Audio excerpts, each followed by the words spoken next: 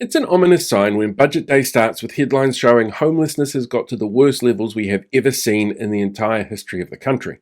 But don't worry, hardcore coalition supporters didn't see that headline because anything bad about their lot is behind a paywall or not mentioned at all on the New Zealand Herald site, which is, their number one source of news.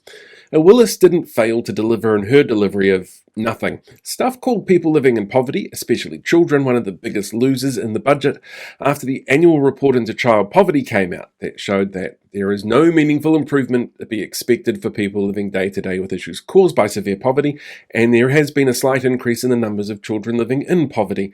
And it doesn't look like it'll be anything that's sorted in the next 4 years under current budget conditions.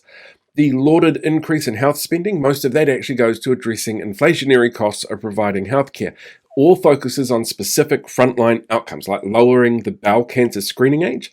The outcome isn't bad, but the increased targeted focus doesn't address underlying structural issues and didn't do anything to help deal with calls from the primary healthcare providers out there who have been asking for help for this entire term from this government to deal with issues early so that they don't need those later, more expensive targeted interventions. And demands for more departmental savings came through, especially since frontline roles are already being severely impacted by backroom cuts for those landlord tax breaks, which means even more frontline cuts across various departments and ministries. Not the Ministry for the Environment, though, because they actually got rid of that under urgency on Wednesday night, despite a 99% response rate calling for that not to happen. On top of all of this, the amount of funds available for media and the creative sector has shrunk. This is a sector actually that creates as much GDP revenue as forestry. But Creative NZ has seen funding reductions of around 27 million, and organisations under the Ministry of Culture and Heritage have been ordered to focus on fiscal outcomes, completely missing the point of public interest funding. This impacts a range of creative sector stables like Radio New Zealand, the New Zealand Film Commission, and New Zealand On Air, as well as organisations like Ballet New Zealand and the New Zealand Symphony Orchestra. Although there was an increase in funding for Māori broadcasting that I believe came with a note that says, please stop asking the Prime Minister for an interview, he's not going to do it. And David says, please stop asking about his connections to the Atlas organisation or about his former party president, Tim Jago, who turned out to be a convicted pedophile. Money for school operations has gone up, but only really covers inflationary increases and employer contribution to KiwiSaver. The PPTA has said that this increase doesn't even take real-world spending power back up to the levels that we saw at the start of the pandemic. Early childhood funding is the same. It doesn't keep up with inflation, according to NZEI, and that it's fallen behind inflation by as much as 15%, and that the Family Boost Plan has failed to actually help families who need it the most. Councils get a new funding stream, a new type of grant. They ask for a GST revenue share model on money spent on their councils, but instead they will get a grant based on how many housing consents they give. For high growth areas like Hamilton or Selwyn, that's actually not the worst news, but for areas like Bulla, Gore or Horowhenua, where growth is limited or stagnated, the new funding model offers very little for them.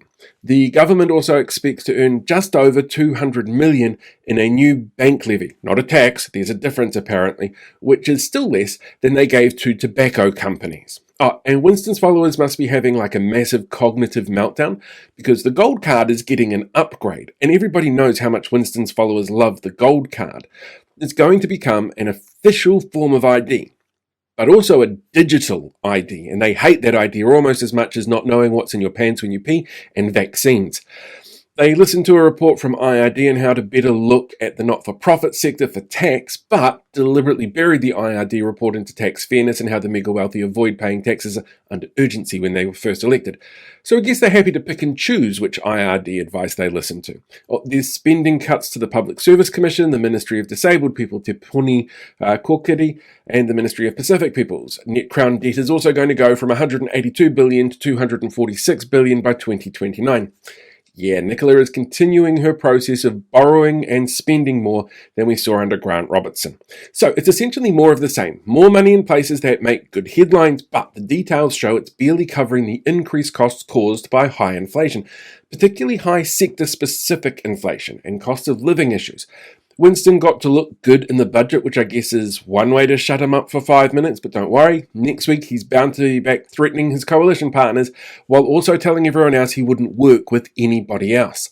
The outcomes this budget will deliver, though, they're actually pretty clear. The degraded outcomes that we've seen across the public sector over the last 2.5 years are going to continue and will be exacerbated. That means continued higher unemployment, continued migration increases, continued business closures, and continued struggling for everyday New Zealanders, which leads to punching down harder on beneficiaries, those in poverty, young people, Māori, and those needing help the most, as they set them up to bear the brunt of the blame for the continued outcomes that the government has set up in place with budgets like this one. Oh, hey there, podcast listeners. Thanks for checking out today's podcast, whether that's on video or audio. I really appreciate it. And I did finally get around to doing a podcast end tag, which I've been meaning to do for a while instead of just taking you onto the Facebook version. So while you're here, why not hit that subscribe button so that you can get updates coming in directly every time there's a new episode uploaded. Just seems like a really simple way to keep up to date with all of the crazy that's going on. So yeah, give that a shot and I'll talk to you soon.